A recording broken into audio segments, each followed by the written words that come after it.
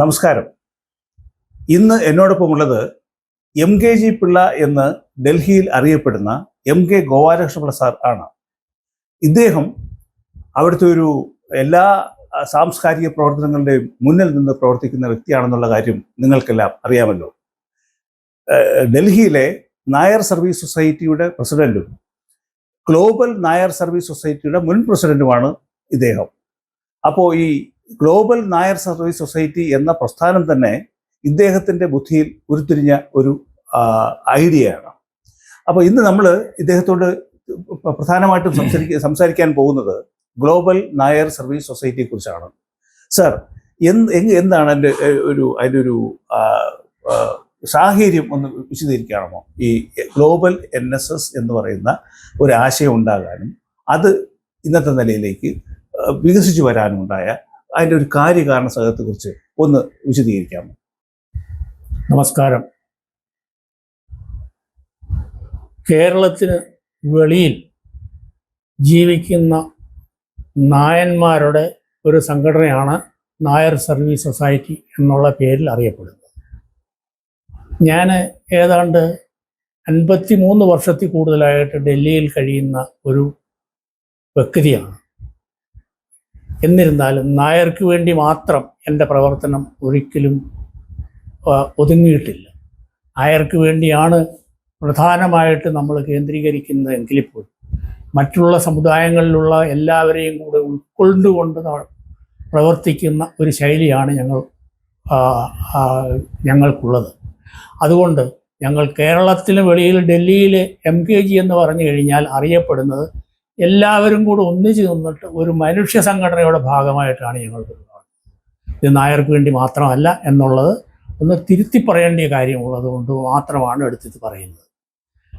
Nair service സൊസൈറ്റിയുടെ കീഴിൽ കഴിഞ്ഞ 42 വർഷമായിട്ട് പ്രവർത്തിക്കുന്ന ഡൽഹി NSS കേരളത്തിന് വെളിയിൽ അറിയപ്പെടുന്ന ഒരു വലിയ സംഘടനയാണ്.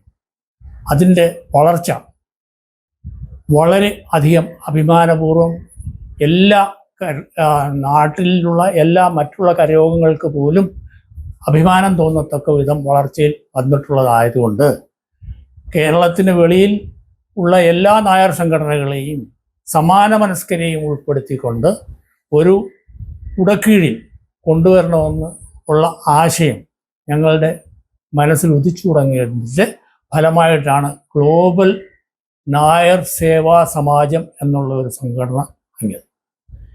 നായർ സേവാ സമാജം എന്നുള്ള പേര് തന്നെ മറ്റിടത്തൊക്കെ നായർ സർവീസ് സൊസൈറ്റി എന്നുള്ള പേര് തന്നെ വേണ്ട എന്ന് ഒരു ഉദ്ദേശം ഉണ്ടായതുകൊണ്ടാണ് ഇങ്ങനെ മാറ്റിയത്.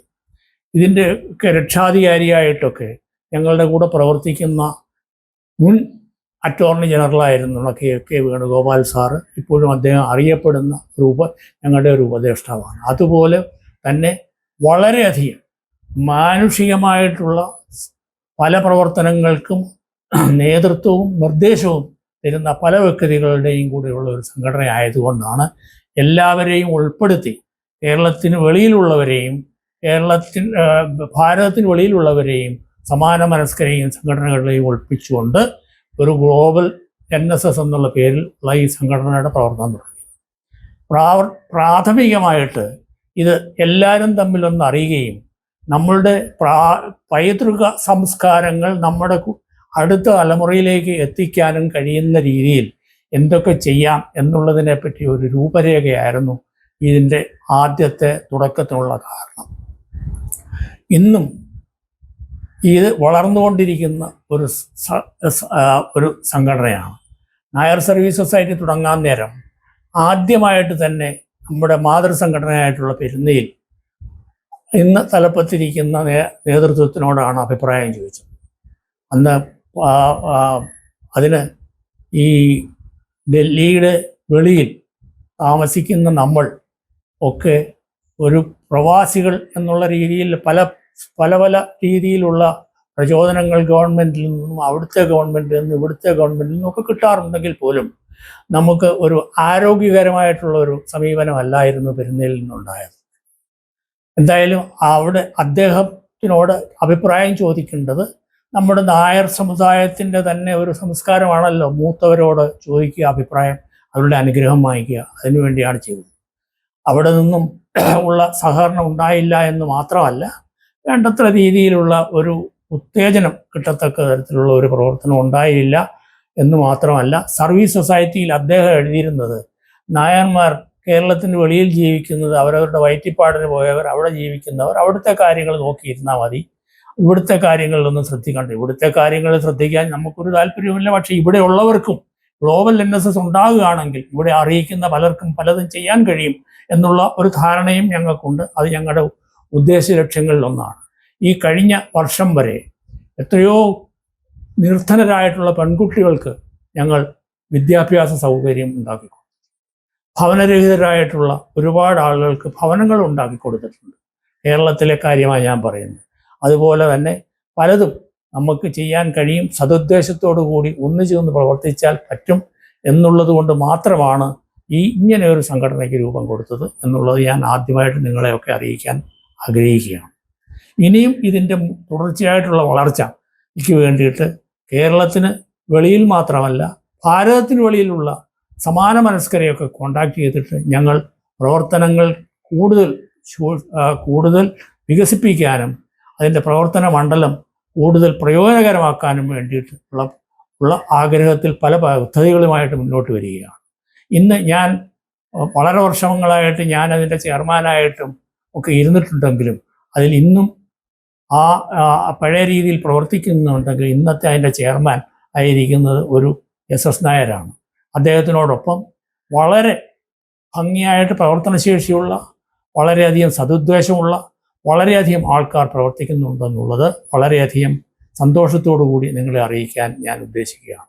നമ്മുടെ ഭാരതീയ സംസ്കാരത്തിൽ പറയുന്നത് വസുധൈവ കുടുംബകം എന്നുള്ളതാണല്ലോ. ഈ വസുധൈവ കുടുംബത്തിൻ്റെ ഒരു ഭാഗമായിട്ട് വേണം ഇതിനെ നമ്മൾ കണക്കാക്കാൻ.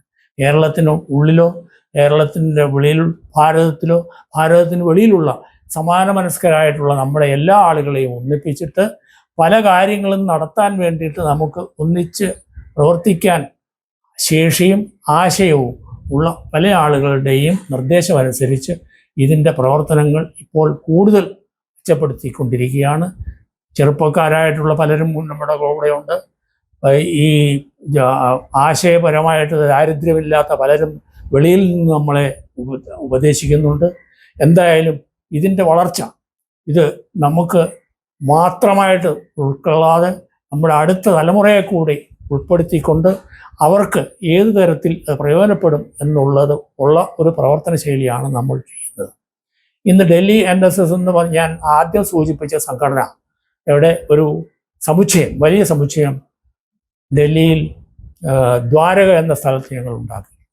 അതിൻ്റെ ഉദ്ഘാടന കർമ്മം തന്നെ നടത്തിയത് അന്നത്തെ നമ്മുടെ ഒന്നാമത്തെ പൗരൻ എന്ന് നമ്മൾ പറയാറുള്ള ഇന്ത്യൻ രാഷ്ട്രപതി പ്രണബ് മുഖർജിയാണ് അത് ഉദ്ഘാടനം ചെയ്തത്. അതിൽ പങ്കുകൊള്ളാൻ വേണ്ടിയിട്ട് നമ്മുടെ ഇവിടുത്തെ ഇന്നത്തെ സെക്രട്ടറിയെയും ഞാൻ ക്ഷണിച്ചിരുന്നു. അദ്ദേഹം ചില കാരണങ്ങൾ കൊണ്ട് വന്നില്ല. എങ്കിലും അത് വളരെ ഭംഗിയായിട്ടും വളരെ ആകർഷകമായ രീതിയിൽ പരിപാടി നടന്നു എന്നുള്ളത് മാത്രമല്ല, ആ സംഘടന ഇന്ന് മനുഷ്യർക്ക്, നമ്മുടെ അടുത്ത തലമുറയ്ക്ക് മാത്രമല്ല മനുഷ്യർക്ക് പൊതുവെ എന്തൊക്കെ സഹായങ്ങൾ ചെയ്യാൻ കഴിയുമോ മറ്റുള്ള സംഘടനകളോടുകൂടി ചേർന്ന് നിന്ന് ഞങ്ങൾ പ്രവർത്തിക്കുന്ന ഒരു സംഘടനയാണെന്ന് സന്തോഷപൂർവ്വം നിങ്ങളെ അറിയിക്കുകയാണ്. മന്നത്ത് പത്മനാഭൻ്റെ, അതായത് നമ്മുടെ മന്നത്ത് അപ്പൂപ്പൻ്റെ സ്മാരകങ്ങൾ പൊതു ഇടങ്ങളിൽ കണ്ടതായി ഓർക്കുന്നില്ല, നമ്മുടെ വൈക്കത്ത് ഒഴികെ. അതായത് കേരളത്തിൻ്റെ തലസ്ഥാനമായ തിരുവനന്തപുരത്തോ ഭാരതത്തിൻ്റെ തലസ്ഥാനമായ ന്യൂഡൽഹിയിലോ അങ്ങനെയുള്ള പൊതു ഇടങ്ങളിൽ മന്നത്ത് അപ്പൂപ്പൻ്റെ സ്മാരകങ്ങൾ ഇതൊരിക്കലും കാണാൻ അങ്ങനൊരു അവസരം ഉണ്ടായിട്ടില്ല. ഗ്ലോബൽ NSS എന്ന് പറയുന്ന ഈ സംഘടന ഇക്കാര്യങ്ങളിൽ ഇടപെടുകയും കേരളത്തിലും ന്യൂഡൽഹിയിലും അടങ്ങുന്ന പൊതു സ്ഥലങ്ങളിൽ, പൊതു ഇടങ്ങളിൽ അങ്ങനെ ഒരു സ്മാരകം പണിയാനുള്ളൊരു ശ്രമം അങ്ങയുടെ ഭാഗത്തു നിന്ന് ഉണ്ടാകുമോ? മന്നത്തിൻ്റെ സമാധി മണ്ഡപം എന്ന് പറയുന്ന പെരുന്നയിൽ ഉള്ള ആ രൂപമാണ് എൻ്റെ മനസ്സിൽ ഈ ചോദ്യം വന്നപ്പോൾ ഉണ്ടാകുന്നത്. സമാധി മണ്ഡപം എന്ന് പറയാനായിട്ട് വരുന്നതിൽ മാത്രമേ ഉള്ളൂ. എന്നാൽ മറ്റുള്ള പൊതുസ്ഥലങ്ങളിൽ ഇങ്ങനെ മന്നത്തപ്പൂപ്പൻ്റെ ഒരു പ്രതിമ ഉള്ളതായിട്ട് എനിക്കും ഓർമ്മ വരുന്നില്ല. അതുകൊണ്ടാണ് നമ്മുടെ മലയാളികൾ, അയന്മാർ മന്നത്തപ്പൂപ്പൻ്റെ സമാധിയിൽ പുഷ്പാർച്ചന ചെയ്യാനും അവിടെ പ്രാർത്ഥിക്കാനും എല്ലാവരും അങ്ങോട്ട് തന്നെ പോകുന്നത്. പക്ഷേ ഡൽഹി പോലുള്ള സ്ഥലത്ത്, ബോംബെയിലോ മറ്റു വിദേശങ്ങളിൽ നിന്നുള്ളവർക്ക് അതെപ്പോഴും പ്രായോഗികമാകുകയില്ല എന്നുള്ളത് കൊണ്ട് ഞാനിപ്പോൾ മുൻപ് സൂചിച്ചല്ലോ, ഡൽഹി NSSൻ്റെ കീഴിൽ ഉള്ള ഞങ്ങളുടെ സമുച്ചയം പ്രണാബ് മുഖർജി എന്ന രാഷ്ട്രപതി, ബഹുമാനപ്പെട്ട രാഷ്ട്രപതി ഉദ്ഘാടനം ചെയ്ത് അവിടെ തന്നെ അതിനുവേണ്ടി ഒരു സ്ഥലം ഞങ്ങൾ കണ്ടെത്തി. അവിടെ സ്മൃതി മണ്ഡപത്തിൻ്റെ പ്രവർത്തനം പണി തുടങ്ങാൻ വേണ്ടിയുള്ള പ്രാഥമിക പ്രവർത്തനങ്ങളും ഞങ്ങൾ തുടങ്ങിയിട്ടുണ്ട്.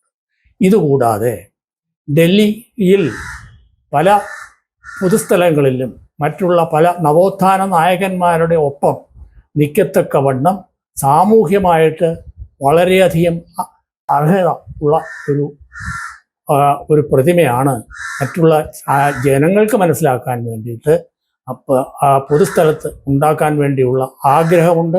അതിനുവേണ്ടിയുള്ള പ്രവർത്തനവും തുടങ്ങിയിട്ടുണ്ട്. ഇത് എന്തായാലും വിദൂര ഭാവിയിൽ അല്ലാത്ത പോലെ ഡൽഹിയിൽ ഞങ്ങളുടെ സമുച്ചയത്തിൽ ഒരു വർഷത്തിനകത്ത് തുടങ്ങുകയും അതുപോലെ തന്നെ പൊതുസ്ഥലങ്ങളിൽ വേറെയും ഈ നവോത്ഥാന നായകൻ്റെ പ്രതിമ ഉയരണമെന്നുള്ള ആഗ്രഹത്തോടുകൂടി പ്രാർത്ഥനയോടുകൂടി ഞങ്ങൾ പ്രവർത്തിക്കുകയാണ്. Thank you.